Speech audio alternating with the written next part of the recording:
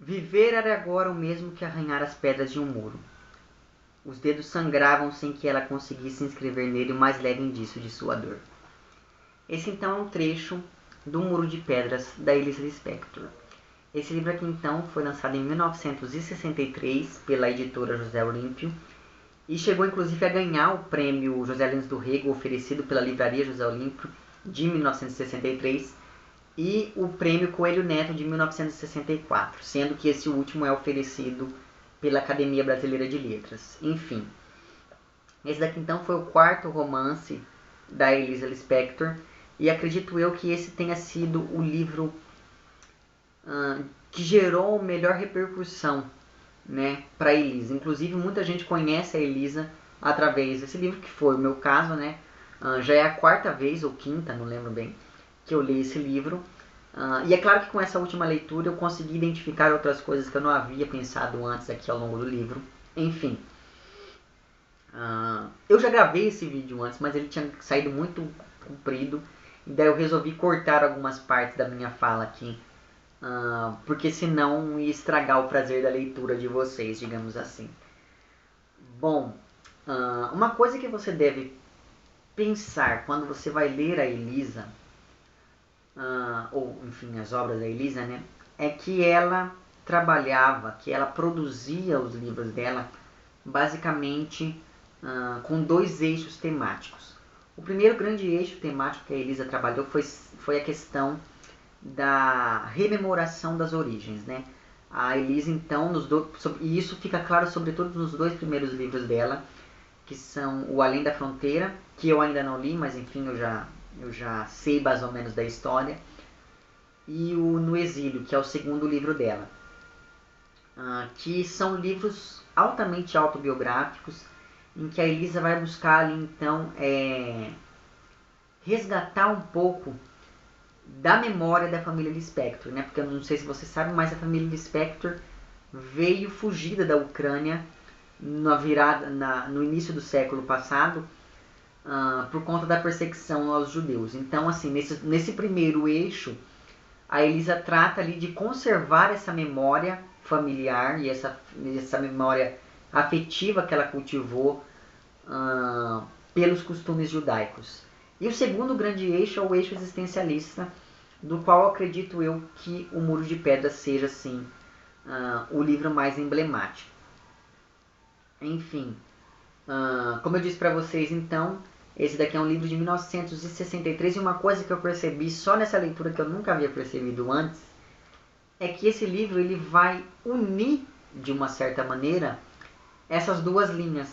Né? A gente vai acompanhar então essa personagem, que é a Marta, e a Marta é uma mulher que tem uma vida interior, né? Ela tem uma vida interior muito maior do que a vida exterior, ou seja, aquilo que ela vive consigo mesma é maior do que aquilo que ela vive com as outras pessoas. E justamente isso vai gerar uma série de conflitos na vida dela.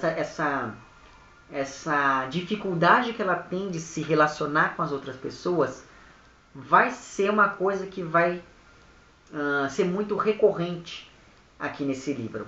Enfim. E uma coisa interessante nessa personagem, na Marta, é que ela, a vida toda, ela vai buscando razões de ser. Né? Ela é aquela personagem que vive, e justamente por isso que eu digo que esse livro é um ótimo exemplar do que seria um livro existencialista, né? Uma literatura existencialista, porque essa personagem ela busca o tempo todo entender o que ela é. E quando ela finalmente consegue saber o que ela é, ela descobre que, essencialmente, ela não é nada.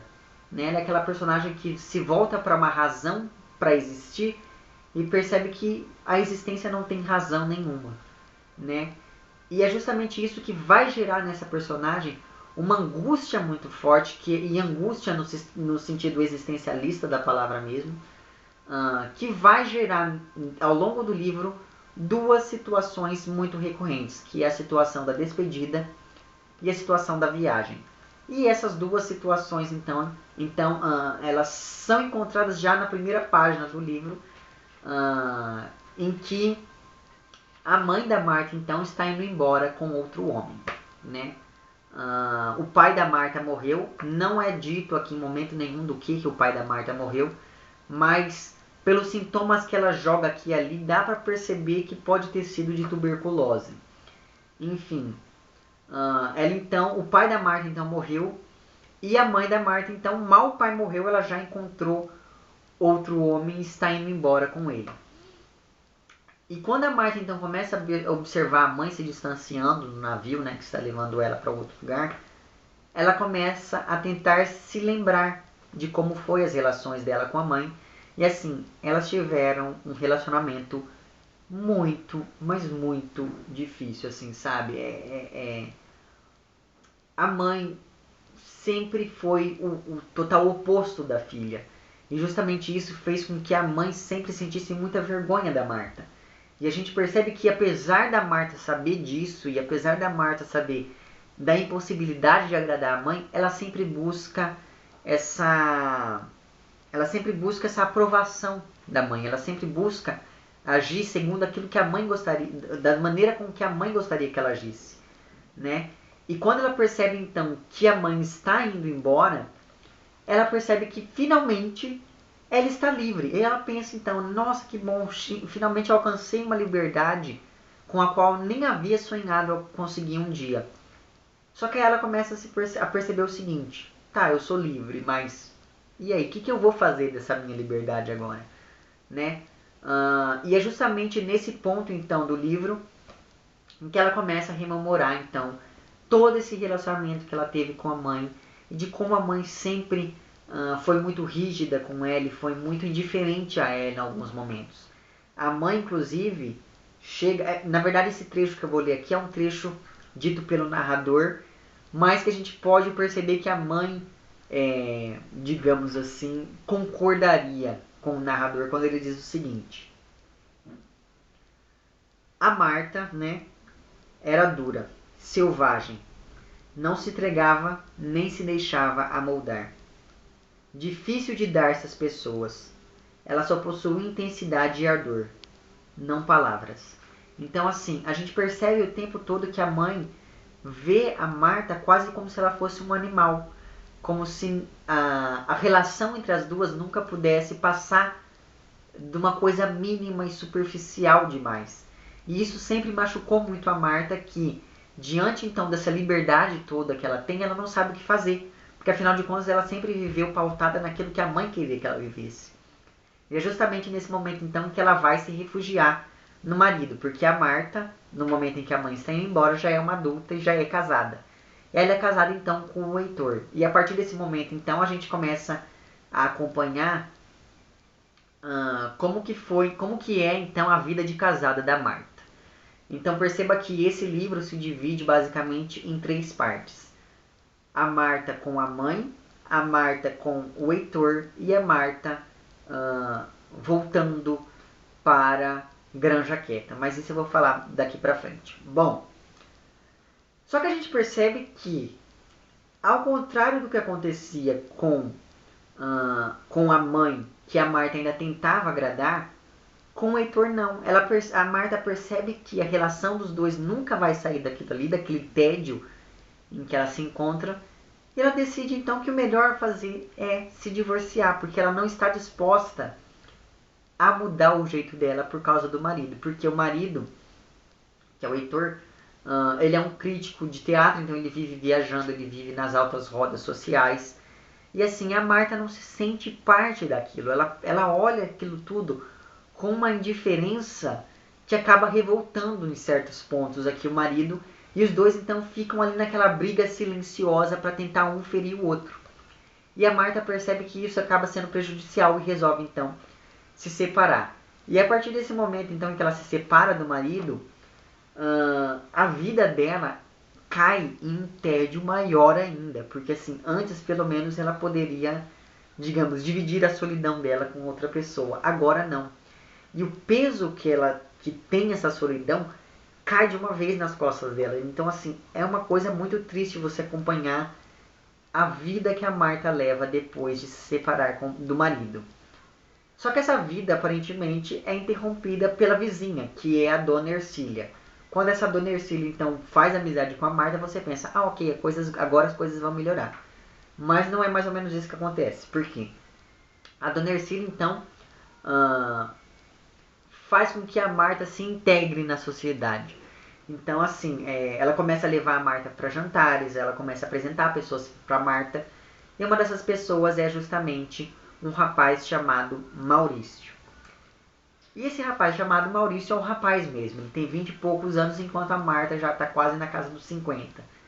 Então, assim, eles dois começam a se relacionar como amantes, né? Só que a Marta começa a perceber ali que ele meio que tem uma vergonha dela, porque afinal de contas ela é uma velha, né? Na cabeça desse rapaz, pelo amor de Deus. Ela é uma velha e ele é um rapaz cheio de virilidade, cheio de felicidade para esbanjar por aí, se é que você me entende. Enfim. E a Marta começa então a perceber isso e perceber que a relação não vai sair muito daquilo ali, porque esse rapaz não consegue preencher esse vazio que ela sente dentro de si. Então ela acaba abandonando esse rapaz também por conta de uma coisa X que acontece, que eu não vou falar o que é, mas assim, é uma coisa bem triste que acaba acontecendo ali com os dois, mas enfim, bom. E é justamente essa coisa X que acontece que demarca ali o fim dessa segunda parte do livro e o início então dessa terceira parte, que é justamente aquilo que eu falei, onde se misturam esses dois eixos temáticos da Elisa, que é por um lado o resgate do passado e por outro essa veia mais existencialista. Por quê? Quando a Marta percebe que ela não vai conseguir preencher a sua existência na vida em que ela leva, ela volta para as origens da família. E as origens da família é um lugar chamado Granja Quieta, um sítio mais especificamente, em uma cidadezinha ali do interior chamada Granja Quieta.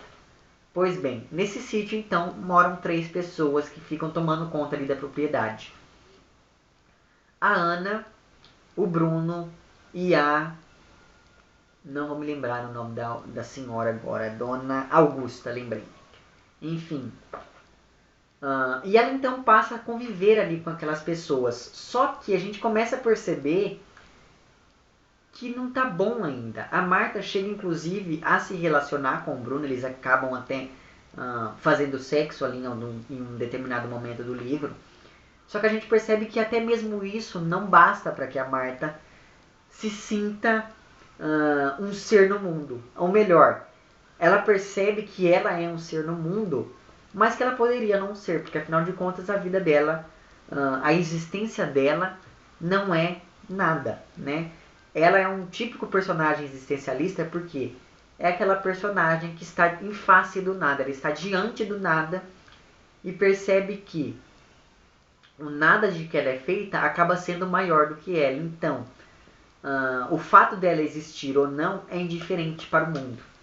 Então, assim, diante disso é que a gente vai acompanhando ali essa personagem buscando uma razão para existir e fracassando página a página. Então, assim, é um livro muito triste nesse sentido, mas logo ali no finalzinho a Elisa acaba falando, olha, mas tem uma coisa que a pessoa deve se lembrar. E eu não vou falar o que é, claro, porque é logo o fim do livro, mas enfim, a gente vai percebendo ali ao longo de todo o livro que essa personagem ela vai o tempo todo tentando se construir e não conseguindo. Então, assim, eu diria que isso é quase um livro de aqueles romances de formação que não dão certo, mas não por incapacidade da Elisa, mas sim por incapacidade dessa personagem. Enfim, essa personagem que, segundo ela própria, ela vai dizer o seguinte de si mesma. Deixa eu procurar aqui. Se diria que desde cedo ela trazia em si a fatal vocação de perder-se. E assim, eu acho que essa é uma maneira excelente de você definir a Marta aqui, porque ela é aquela pessoa que essencialmente ela vai se perder.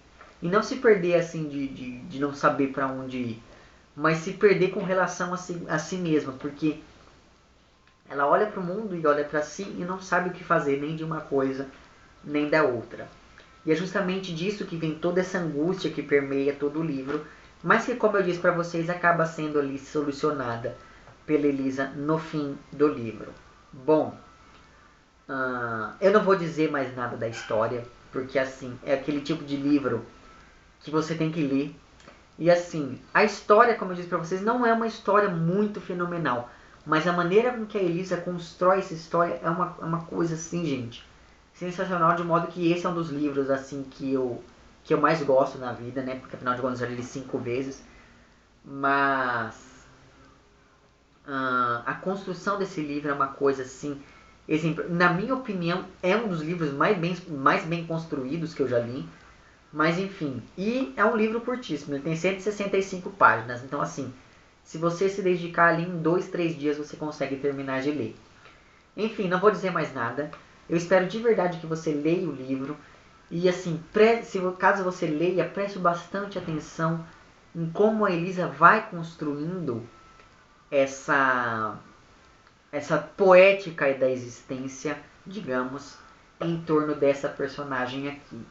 Enfim, eu espero de verdade que você leia esse livro e que você não só leia esse livro, mas indique esse livro para seus amigos, porque eu acho que a Elisa escrevia muito bem para estar nesse ostracismo que ela se encontra. É uma coisa que eu às vezes me pergunto o quão triste não deve ser isso, né? Uma das melhores escritoras da nossa literatura está assim, esquecida, abandonada, tanto pelo público quanto pela crítica. Então, enfim. Mas eu andei mobilizando aí umas pessoas e vamos ver se a gente consegue mudar isso. Enfim, pretendo fazer até o fim deste ano um vídeo para cada livro da Elisa Lispector que eu tenho. Lembrando que só faltam 3 livros dela para eu ter. Na verdade 2, né? Porque enfim, que são O Tigre de Bengala, que é um livro de contos, e O Além da Fronteira, que é o primeiro romance dela. Enfim, O Tigre de Bengala ainda é um livro fácil de encontrar, então vou ver se eu consigo comprar ele, não sei, enfim. Mas O Além da Fronteira é bem difícil. E falta também para mim o Retratos Antigos, da professora Nádia Batella Gottlieb, que foi lançado em 2011, se não me engano, 2011 não, 2012, não sei. Enfim, mas eu vou tentar o máximo que eu puder fazer um vídeo sobre cada livro da Elisa até o fim do ano. E me acompanhem nisso e vamos tentar aí fazer uma campanha de reavivar a carreira da Elisa. Enfim, gente, era mais ou menos isso que eu tinha para dizer. Leia esse livro, eu tenho certeza que você não vai se arrepender, apesar do tom melancólico e triste dele.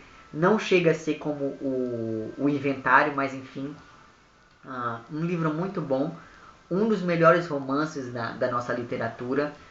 E é mais ou menos isso. Se você gostou do vídeo, não esqueça de curtir e de compartilhar. Caso você não tenha gostado, não esqueça de dizer lá embaixo que não gostou. Se você está inscrito no meu canal, muito obrigado pela sua inscrição. E caso não esteja inscrito, se inscreva também lá embaixo. E leia este livro. Esse é um dos livros mais fáceis de se encontrar da Elisa Lispector. Eu olhei na estante virtual, tem um sebo que está vendendo ele, parece que por R$10. Então, enfim, compre porque você não vai se arrepender. Enfim, é mais ou menos isso então. E é isso. Até o próximo vídeo, então. Tchau.